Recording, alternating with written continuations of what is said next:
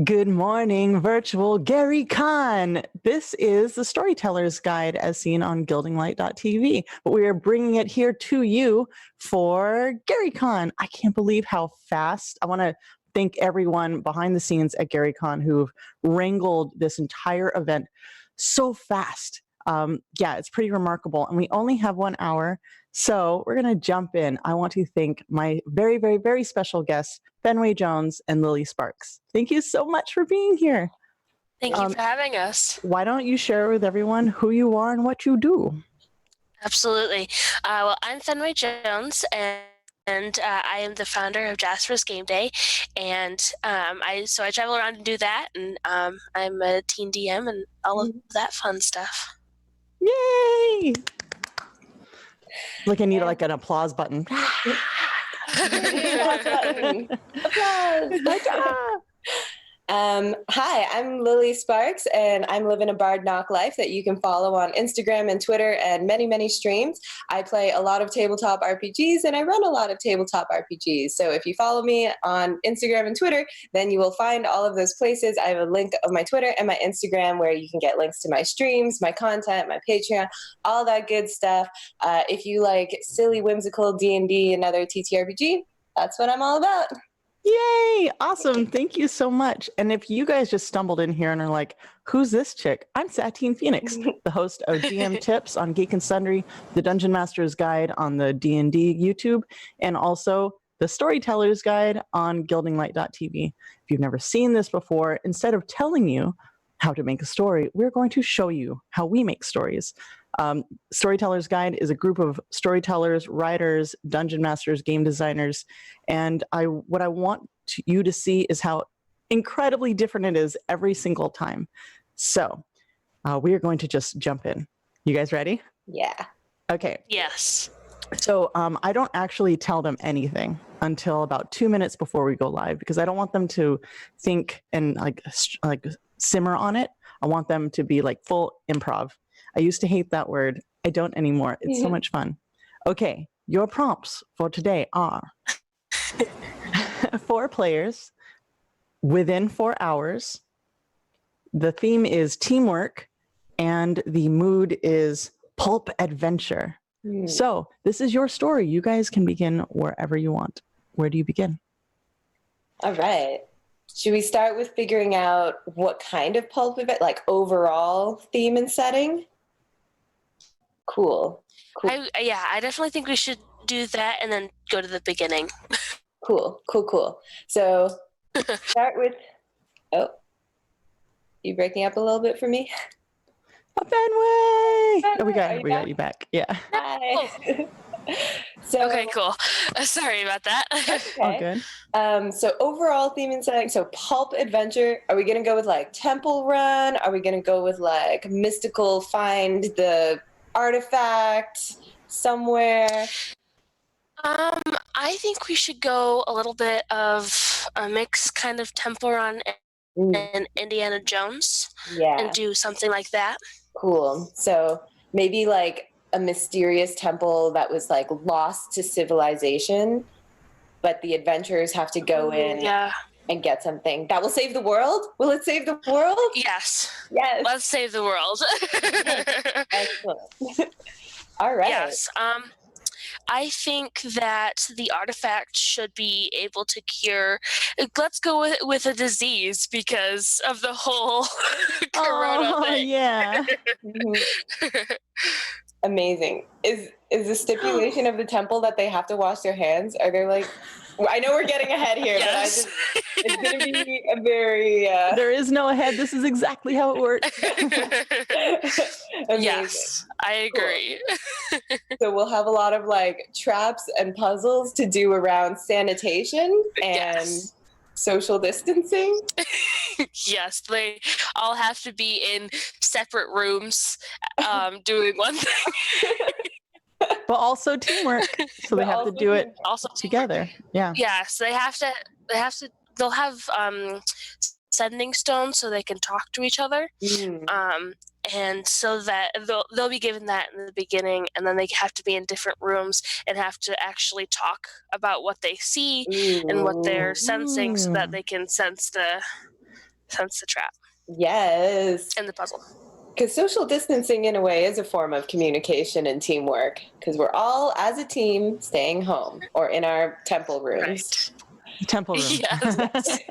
Okay, so two questions. One, what does the artifact look like and do? And two, how are they entering the temple to all end up in different rooms? So I think they should be entering the temple from one entrance. Sorry, and then something happens where they get teleported to different rooms. Ooh, okay, cool. Will this be a preventable thing or an on? Like, I wonder. I'm picturing literally the Indiana Jones temple, and it's like they walk in and there's a passage, and then maybe they trigger a trap, and there's no way, make it like the highest DC, like 25. That's not the highest DC, but like a really high DC to like stop the trap. But then it doesn't matter. You crumble away, and you're all in escape rooms. Yes, I think we should make it. We should make it so that they can still make the DC, but it's super high.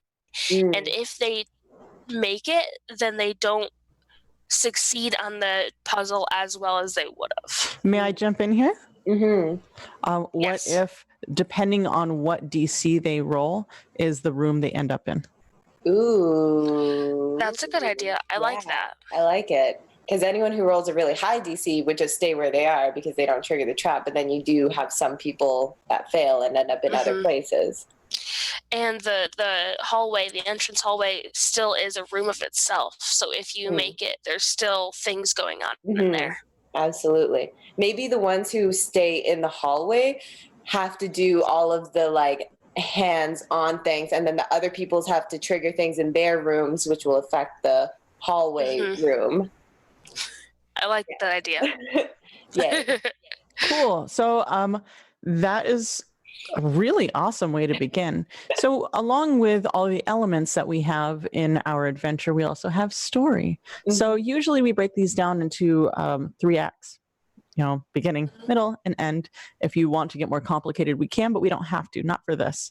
So why don't we jump into the story, the bad guy, where this came from? Absolutely.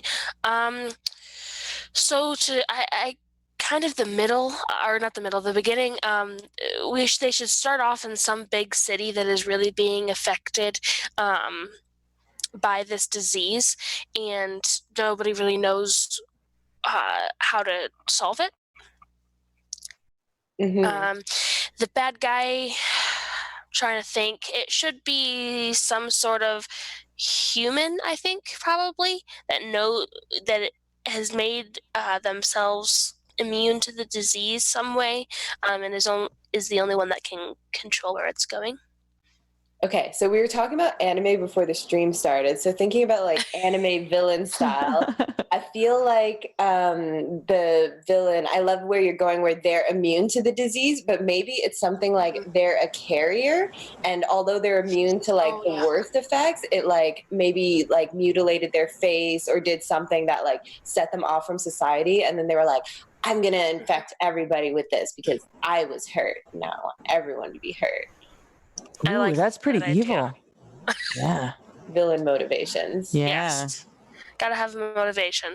And then maybe, because I'm trying to think of the connection of like how they know about the artifact in the temple, maybe there was a person that was in the villain's life early on, like a nanny or like just someone who took care of them, a teacher or something. Nanny! That sounds just so twisted in so many different ways. A nanny, and they knew about it. And so when they saw this happening, they were like, oh my gosh, I got to tell someone about their artifact that they keep in that temple. Yeah, Like maybe there was a weird link to the nanny and they did something, even though this person was a caretaker to them, but they violated something. And it's one of those like, I curse you from my family. You know, Yes. that's what my Yeah. auntie sounds like. I think the nanny should be the one that gave the disease to the villain, and it was a ex nanny. So the nanny left or got fired, and that's why she gave the disease to the villain. Oh, and then she was the only one who could cure it, but she didn't. So now she's like repenting because now everybody is sick, and she's like, "Oh no, I messed up." Yes. He's an even worse jerk than I thought he was. And I'm an even worse jerk than I thought I was. Okay, here's a question. How come the nanny isn't curing it? And why can't the nanny go and get this item? And how is the nanny involved with the adventurers? The nanny put a spell on the temple so she can't be the one to get it, so nobody can force her to tell him where it is. Maybe the temple and this artifact or like whatever is happening is something about like the nanny's family or lineage or heritage or something. Maybe she's from like a long lost civilization and there are very few of her ancestors and they can trace it back to the temple, but only they know about it and the disease. Yeah. And knowing the adventurers book club was the first thing I thought. Yes. Okay. They're all in a book club that they actually write the books. Ooh. So from their adventures. So it's instead of it being they read the books, it's them discussing their adventures and writing it in books. Yes. Nice. Yes. And so she knows that they're capable because but imagine She's if a they aren't super fan. Yes. She's like, only you can save us. I have your whole collection. Do you think the nanny would tell I don't think the nanny would tell the adventurers that she was the cause of this. I think that's no. the deal. No, I don't think she would tell him that she was the cause. I think she would definitely tell him that she has the cure, though. Make herself out to be the only hero. They could tell at the end where they face the bad guy and they're like, you're with her. Yeah. And they're like, what? Yes. Perfect. The other question that I had is, do the adventurers maybe start off with like a level of disease? Like maybe there's levels, kind of like levels of exhaustion. And they have to like regularly do con saving throws to save again. I like that idea, but I don't think it should be exhaustion because that can end up killing them. I think they should just have the disease enough to hinder them in multiple ways. Yeah. Like it starts off as like sniffles, you know, and then like the next level is like hand cramps or something, and it just gets progressively worse. I think that in terms of mechanics, like probably actual bad effects and consequences probably won't happen until like level 3 disease. Or like well, you can also start revealing it. So most of my adventures I do on a timetable. So if you have, it's a 4-hour adventure, at hour 2, something kicks in. At hour 3, it really starts to get really intense. And it's like, you've now made it to the 3rd level of this, dungeon. How hard is it now? Because you want them to play through. And, there are other ways for them to die, like under a spike, chandelier. Yes. But this is more, so the disease is more to like kind of get them to work harder and more cleverly. Cool. I agree. Another thing, because we were talking about Indiana Jones, I think the villain should be sending people or his minions in after them into the temple, because they followed them to the temple.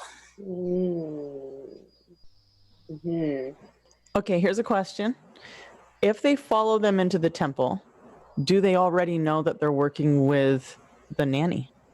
Does the bad guy know that they're working with the nanny? think the bad guy would probably figure it out if this was like a super secret temple with my super secret disease cure hidden. They probably have people posted up around it. Wait, how would they know where it was? Maybe the nanny told stories, old fables, and then the villain is like really smart and figured it out, and then they posted people there to be like, nobody can get my cure. So maybe when they get to the temple, the adventurers have to sneak by the guards. And so the villain thinks that the adventurers are the villains. Whoa. Yes. Because they're working with a nanny. Mm-hmm. Wow. I think when we get to the end, we should make it so that they have two choice endings. They can fight the villain, or they can use the cure to cure him. Oh, yeah. I like that. And so that they have teamwork. So they have the whole teamwork aspect in there too. Mm-hmm. Awesome. Okay, Act 1, we see that the city is in turmoil. We have the bad guy, which they don't meet yet. No. But perhaps they might witness him a bit in the entering the temple. Because really you're introducing the nanny, you're introducing the problem. They get to the temple, suddenly there's a disfigured person who's got, the extreme symptoms, but doesn't seem to be getting worse. Yeah. Maybe they overhear something, and that's when they can pinpoint, oh, this guy, and then they can realize, they can understand how important this artifact is. Mm-hmm. Okay. Yes. Cool. So 2, race to the finish, really, right? So it's a race to get into the temple. All right. So this is where it gets a little complex. Our adventurers find their way into the temple, right? How do they find the entrance that the other group has not already found? I think the nanny should have the key. She can't get in herself, but she still has the key to get in. To a secret door. Yes. So is it like when the dawn breaks and the thrush knocks on the rock 3 times, then the light will show you the path to the keyhole type thing? Yes. Like a nursery rhyme? Yeah, almost Indiana Jones like when he went into the pit of snakes and he has to put the staff in a specific place, and then it shines the light on the part of the map where he's supposed to go. Maybe she gives him like a token that works in similar fashion. Yes. And maybe the guards that are posted outside, because this was all a secret that the villain had heard secondhand through like fables and stories. Maybe they don't know how to get in. So when the adventurers get in, they have to do it ultra sneaky so that they don't alert the guards of the entrance. Yeah. That's true, because that's one of those things where if they fail their sneak, then they don't know that they've alerted the guards who are also sneaking and observing them. Cool. I love when people use sneak, or when dungeon masters use sneak, and they're like, cool. And you're like, wait, what? But what happens? Nothing happens. All right, cool. They have the token. They have the lullaby or the poem or whatever it is that the nanny gives. And then they're in that chamber, the teleportation chamber. Okay, so that's about an hour's worth of role play and interaction and sneaking. Could be a little longer in case they actually run into some people they have to fight and take down before they alert other people. So, that's 1 hour out of a 3 to 4 hour game. Okay, so with that in mind, what is the second act? How many traps? What is the path? I think when they walk into the passageway, they should have to interact with some sort of monster, so that they have to defeat this monster to even be able to start the teleportation stuff. What is it? My brain went to Minotaur. I feel like we're in a temple labyrinth. Yeah, I agree. Oh, Minotaur. Cool.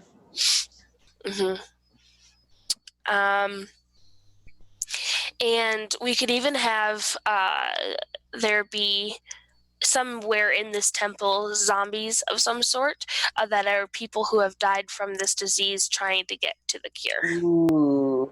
Whoa. Oh, cool. Oh my gosh, maybe the zombies are the nannies, like long lost ancestors that were trapped in here with the temple when it was lost. They need to be put to rest. Yes. They Yes. could also be her past charges. Oh gosh. The nanny is so messed up. Oh, we'll roll with it. Okay, cool. She is the villain. Oh my gosh. Villains and villains and I villains. love the twist. It's a double villain show. Yeah. Yes. So I'm picturing the temple as like a square, and then like they come up this like middle passage, and then the rooms where they have to like navigate stuff are like in the corners, and then everything else on the inside is like a labyrinth that whoever stays in the main passage has to go through, and of course the artifact is in the middle. Right, yeah. Ooh. So maybe what the people who get teleported to the rooms have to do is A, fight the zombies, but B, maybe something that they're doing is helping to light the path through the maze. Like that. Yeah, like that. Yes. And my There could be a couple of traps and puzzles in each room that each one reveals a part of the map. And so they have to use the sending stones to be able to direct the person in the middle passageway to where they're supposed to go. This is actually very interesting because essentially you can have the people who are, trying to find the path. They could be fighting, they could be learning, maybe there are murals in there, while the people in the other rooms. Now it's a 4-player game is what we're designing. So we have 4 rooms and a labyrinth. So do they need to do all rooms, or do they only need to do, are there multiple answers in each room? And does the dungeon master decide? And what if there's only 3 players? I think to be able to make it so that it's not super difficult for the players, they can roll and see which clues they get. So the clues are like on the maps on like a table, and they can roll to see which ones they get, and then the person in the middle passageway can make survival and/or nature checks to figure out the passageway based on like the murals or something else, if they don't get all the clues they need. But maybe, I love that, I love it, but maybe like also if they don't, because you said like survival or nature checks, but maybe that will take longer than figuring out the clues, which allows the baddies to come in and they beat them to the thing, or they appear in the passages or something. Because then we have like time, an essence of time and consequences that are tied in together. I agree. I love it. Time and consequences. And when they unlock a clue, maybe it opens up a door into the labyrinth that they can, like, they're running, all of a sudden, Ooh, like it's a maze, but then like when they figure out a clue, a door appears in the wall out of nowhere that will lead like straight to the heart. Yeah. Or at least more in the direction. Cool. Yeah. Okay. So now we have multiple rooms. Tell me about these rooms. I think they should all be themed. We could go with something like the elements. We could do, we should have some sort of theme to each room. Maybe one could be earth or nature, one could be water, one could be fire, and then air, and all of the puzzles / traps are related to that element. And the consequences. And the consequences, and the baddies that appear in the main passageway. Ooh. Cool. So we've got multiple people in multiple rooms. The consequences from the rooms also leak into the labyrinth. Yes. Right. So the people in the rooms, something happens to them and something happens to the people in the labyrinth. The people in the labyrinth are just trying to survive. Is that what's happening? Or do they have Like, is their threat level higher? And so they're like, what are you doing to me type of thing? I think they're just trying to survive, and they were thrown in this situation without them choosing. Obviously, they don't choose their room. So they were just thrown in this situation, and they're trying to get through as quick as possible. Mm-hmm. Mm-hmm. And I think maybe just to bring them back together again, maybe after a clue is solved or a room is solved, a teleportation button appears and bam, they appear right next to the door that appears in the wall. Because we need them all to come back together again for the big battle. Yay! Right. Cool. And I think that because of there's going to be issues with the traps or with the survival or not, the bad guy should be in the same room as the cure. So that they're having this like big face off. Yeah. Mm-hmm. Cool. Okay, so let's come back to the individual rooms that we can design, that we will be designing. Mm-hmm. They make it through the labyrinth. They're all together. Some of them are sicker than others, but that's okay because they are together and they worked hard together. So now you've got a couple different items in this main room with the artifact. You have the artifact. Maybe there's something that explains through the adventure what this is about, why it was created, a little bit of history on the people that made this. Mm-hmm. So you've got the item. What's guarding it? The bad guys, for what? Oh, what's the ancient thing that's been guarding it? Elementals? Because I think it should be elementals, yeah. an elemental element to this. Yes.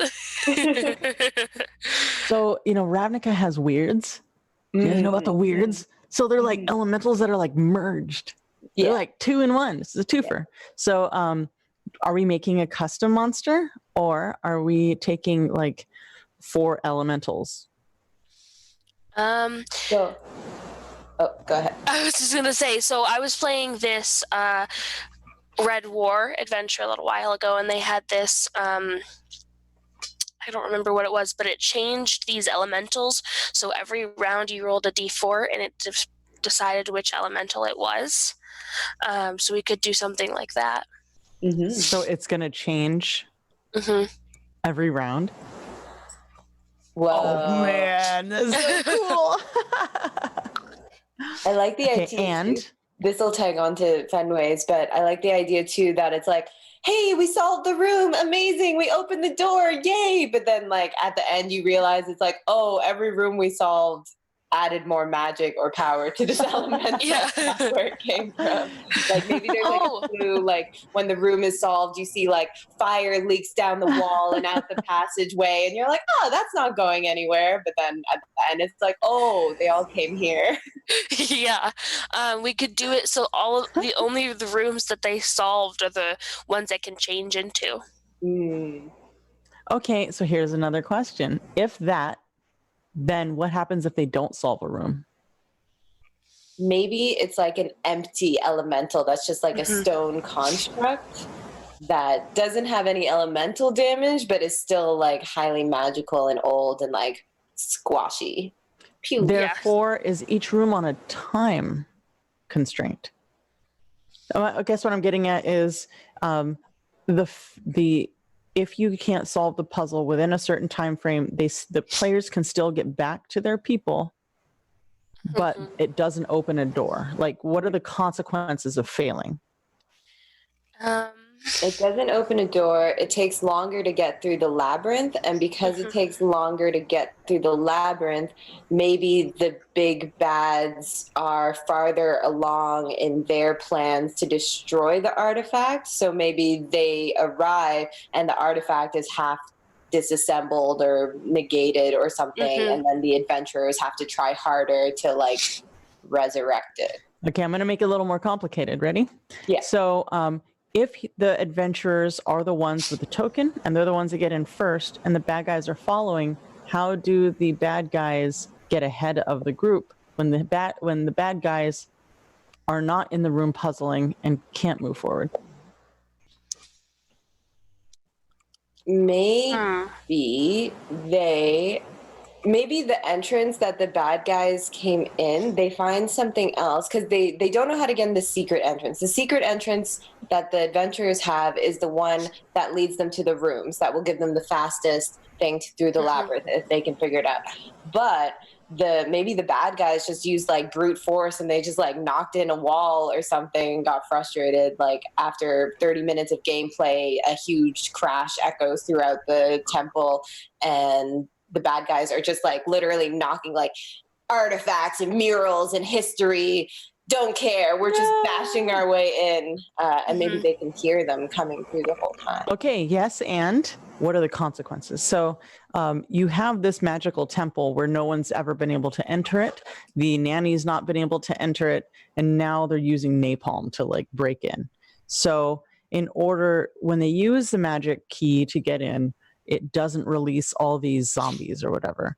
But if they have to break in, now the environment has to defend itself. So what are the things that the temple has built, or the people from this land have built to protect the temple from this happening? I think there should be little mini elementals, like the little tiny ones. Cool. And that's what depending on which part of the temple is being broken at that point in time, is what type of elemental that gets released. Okay. To further this thought pattern along, would they break into one of the rooms while a player's in it? I think it should be a possibility. I don't think it's a definite. I think it should be a possibility, though. Like a DM rolls for it kind of thing. Maybe another table. It's like you break in at the north wall, at the south wall, east wall, west wall, and then each of the rooms, that's a D8.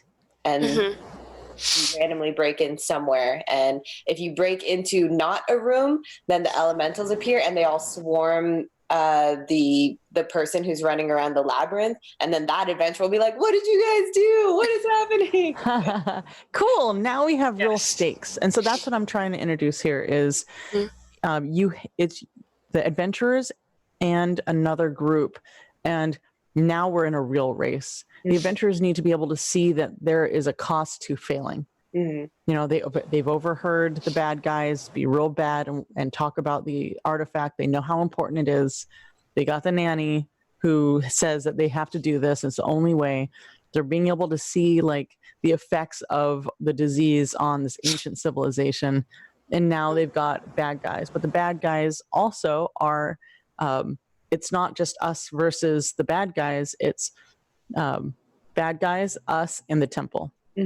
So the temple also is attacking everybody. Yes. So that would mean the dungeon master has to balance all that as well. All right, cool. Whew. I know this is a lot for 9 a.m. Yeah.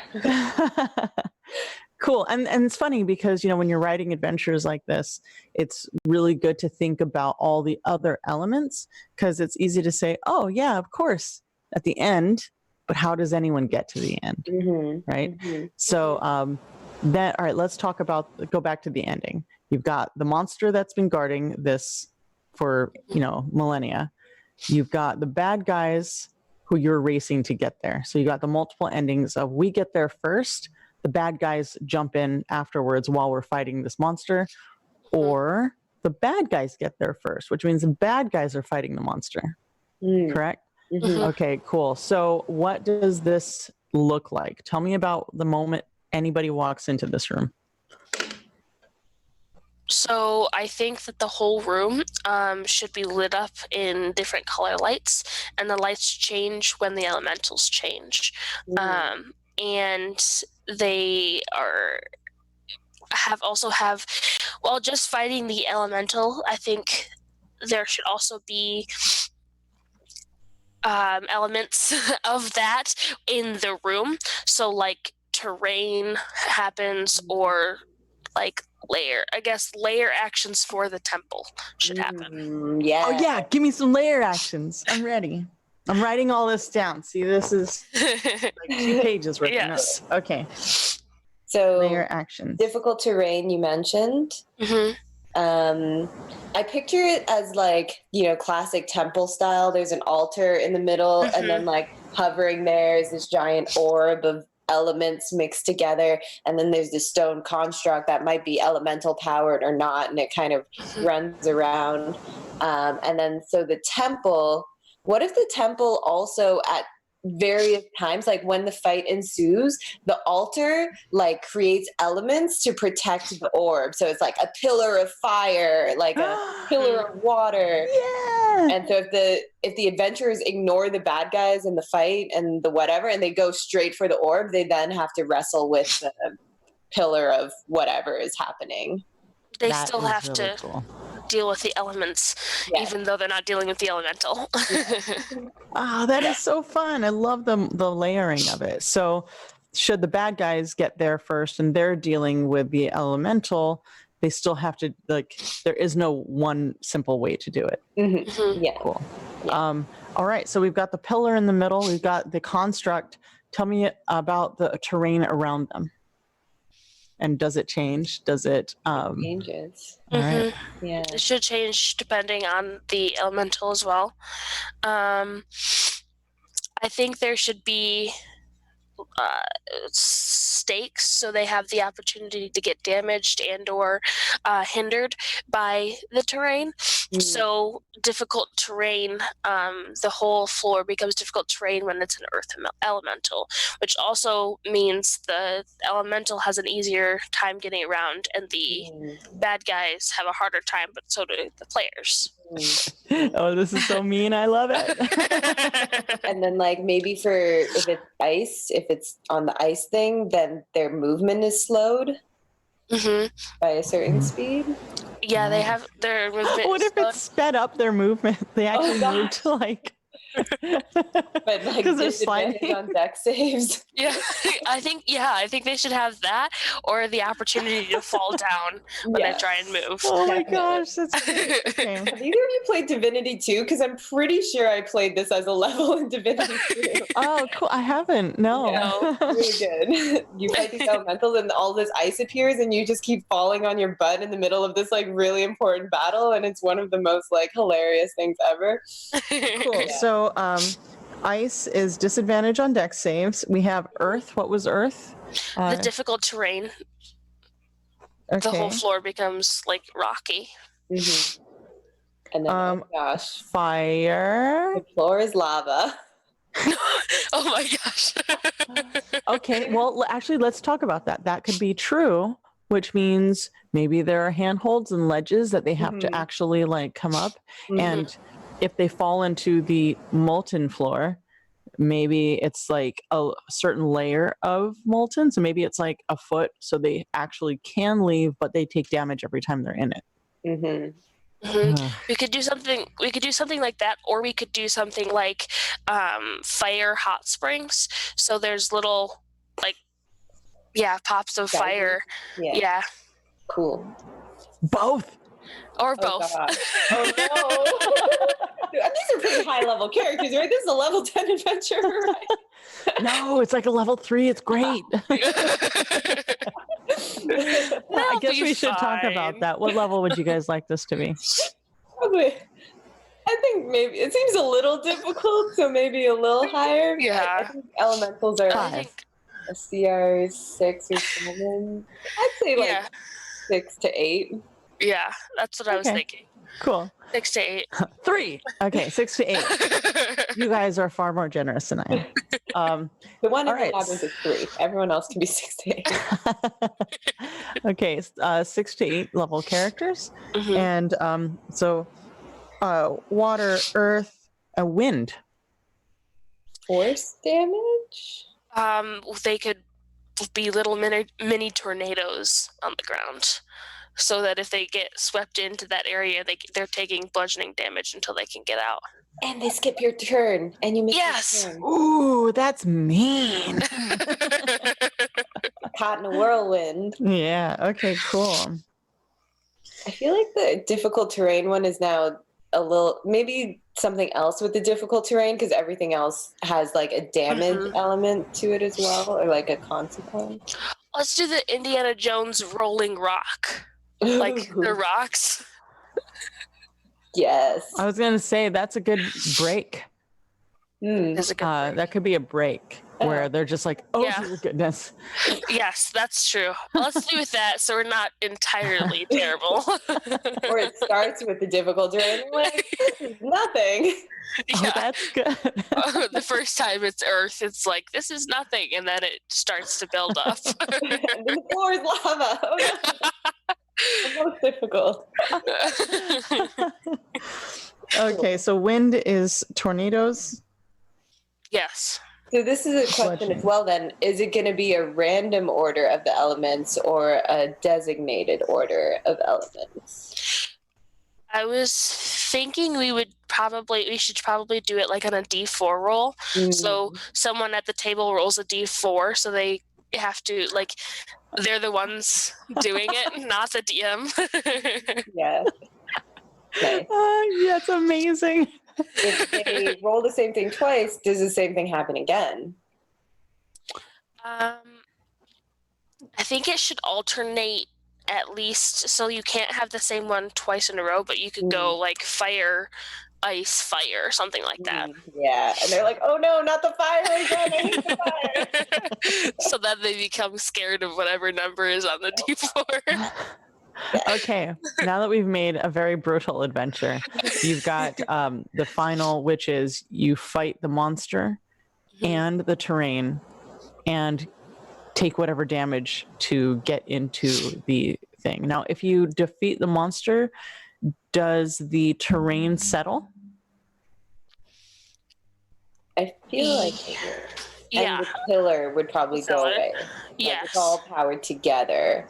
So the way I see it is it's all intrinsically tied where like whatever the elemental is, the terrain is, and the pillar is. So when you defeat one of those elements, then it kind of Cool. Right.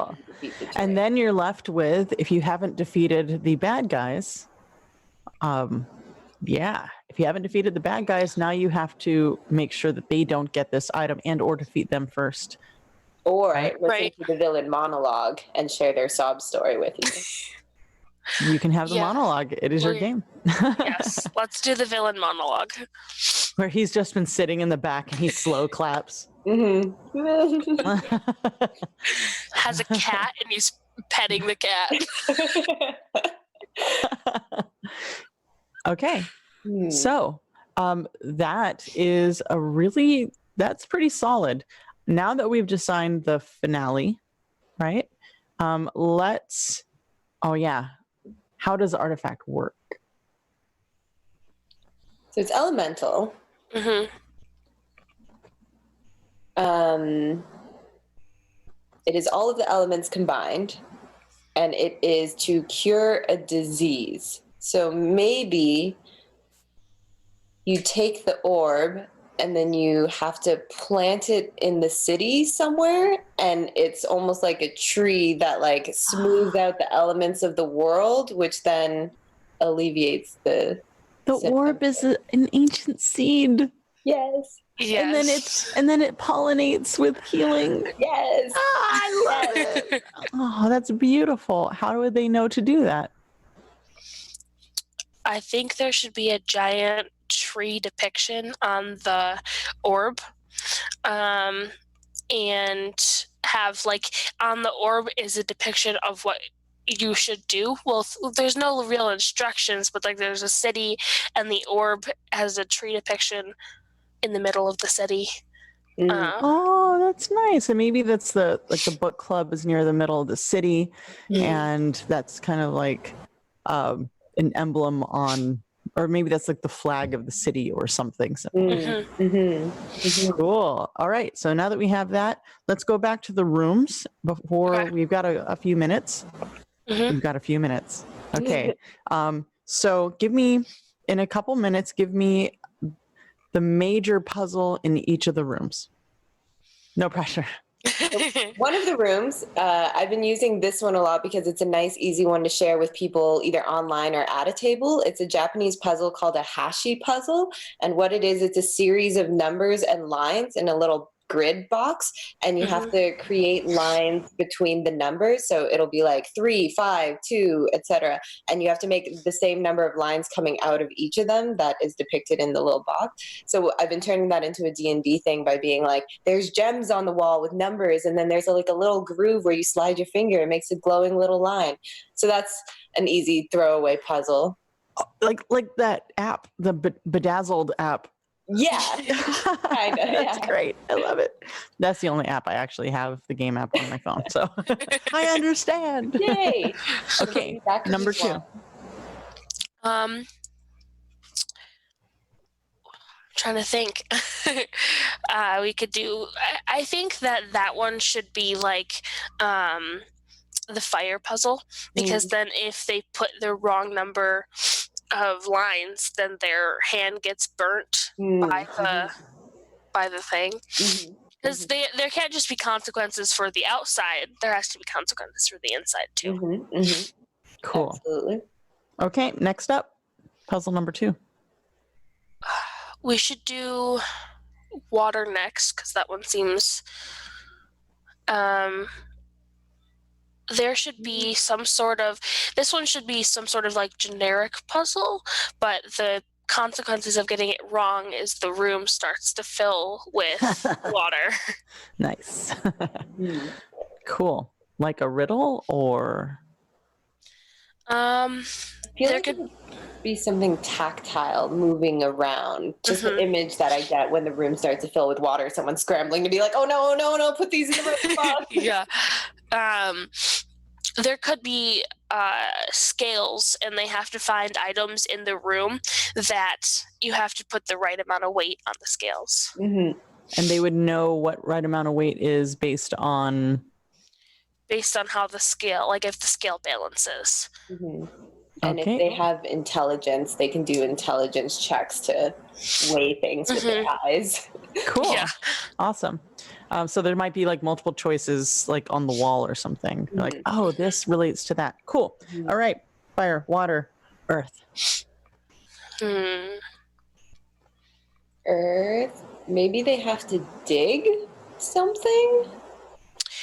They could have to solve riddles to find basically like the X on the map, where they have to dig to find the clue to give to the person in the tunnel. And consequence? This is where we can put the falling rocks. Yay, we can have the falling rocks. Okay, and then we have wind. See this one as maybe they have to like, oh gosh. Maybe they have to catch stuff out of the air, like there's flags or pieces of cloth, but they have to, it's like I saw an art exhibit once where there were 2 giant fans just blowing a piece of cloth between them. So maybe they have to snatch like certain pieces of cloth out of the air, but then if they grab the wrong pieces of cloth, then the wind will turn to them and then like batter them against the wall and make it harder to like grab the cloth. That is awesome. What if the cloth is the clue, so they have to find the right clue? Very cool. It's like written on there. Yeah. Awesome. So with only 2 minutes left, here's another couple questions to wrap. What is the name of the nanny? My first thought is Consuela, just because of the voice that you did, Satine. Okay, done. Consuela. All right. And what is the name of the bad guy?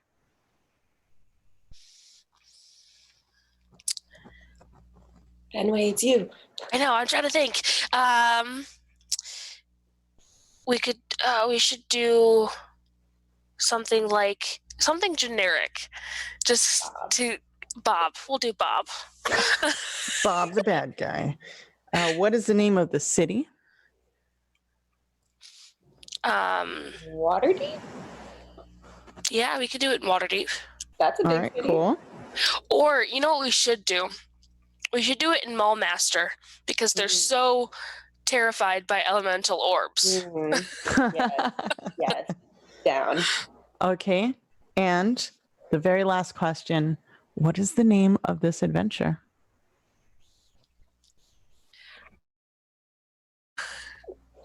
My first thought was the element of surprise. There's not a lot about it. I mean, there is a lot of surprises.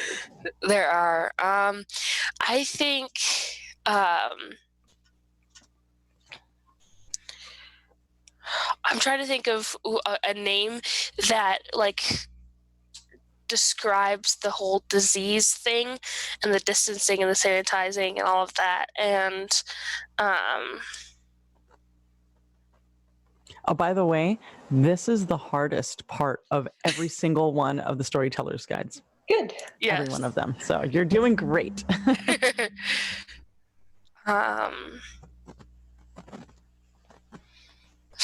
What if we did it Corona of Mallmaster? I'm going to have to veto that as your moderator. Yes, that's fair. Okay, how about what is the name of the ancient city? Maybe it's called something with that name. The ancient civilization. Element of. We could do. I think it should have that disease element in the name, though. Like, yeah, the name of the illness is tied to the name of the temple. It could be disease of, and then the old civilization name. Yeah. Veracnus? Veracnus. That's really cool. Okay, let's come up with a couple different Veracnus elements without the word disease in it. Or virus. Right. Of Veracnus? The what? The illness of Veracnus? The ailments of Veracnus? Veracnus is cursed. I kind of like that. Yeah. Veracnus' curse. Or maybe the curse of Veracnus, but that sounds like the curse of Strahd. Veracnus curse. Yes. Veracnus curse, created by Fenway Jones and Lili Sparx. Thank you two so much for being a part of this Storyteller's Guide. I hope you all enjoyed this. I know I did. So we only have a couple minutes. Let's do our outros. Fenway. Absolutely. So like I said, I'm Fenway Jones. I am Fenway the Teen DM on Twitter. I do Jasper's Game Day, the suicide prevention and awareness charity. We are doing a online convention May 8th through the 18th, and it's called May Day. And we are doing it with the D8 Summit and Save versus Hunger as well. So go and check that out. We are posting it all over, looking for DMs and players. So have fun with that. Thank you. Yeah. Hey, thanks for having me here. This has been a super blast. My name is Lili Sparx, and I'm living a Bardnock life on Twitter and Instagram that you can follow at Lili, Lili Sparx with an X. And yeah, all of my streaming schedules and content and stuff is posted there. I am doing a lot of streams and a lot of things for coronavirus relief. I'm running a lot of games. If you are someone who is working right now, someone who is in need, someone who is just like in a really bad mental space, all of my DMs are always open. Please, please, please hit me up. Let's have some laughs and play some adventures and just have a little spark in your life. Oh, I love that. I like how you did that. So sweet. Looks like I'm a little laggy right now, but I'm going to keep talking anyway. I'm Satine Phoenix at Satine Phoenix on pretty much every single social media thing. You can follow me on that on gildinglight.tv. Today at 6 p.m. Central is The Sirens. We haven't filmed in a year, so this is a continuation from the Descent to Avernus, and that is going to be on the twitch.tv/GaryCon 2 channel. And then Saturday, I have 2 events, and that is on twitch.tv/Wizards of the Couch. And I want to give a huge thank you to Jimmy, who's Wizards of the Couch. He's in the background producing this show. Saturday, I believe, let's see, I actually have it here somewhere. Women in Gaming is at 12 p.m. Central, and that is going on Saturday. And that is Elisa Teague, Megan Connell, Alice Cleaver, and Kelly Lynn D'Angelo from Girls Gets Glory and The Sirens. And then at 4 p.m. Central on Saturday, it's GM Tips with Satine. So you get to listen to me GM tipping you on gaming and game advice and whatnot. And with that, you're going to wrap this up for the next event here on twitch.tv/GaryCon. Thank you all so very much. Thank you. Thank you. Have a great day.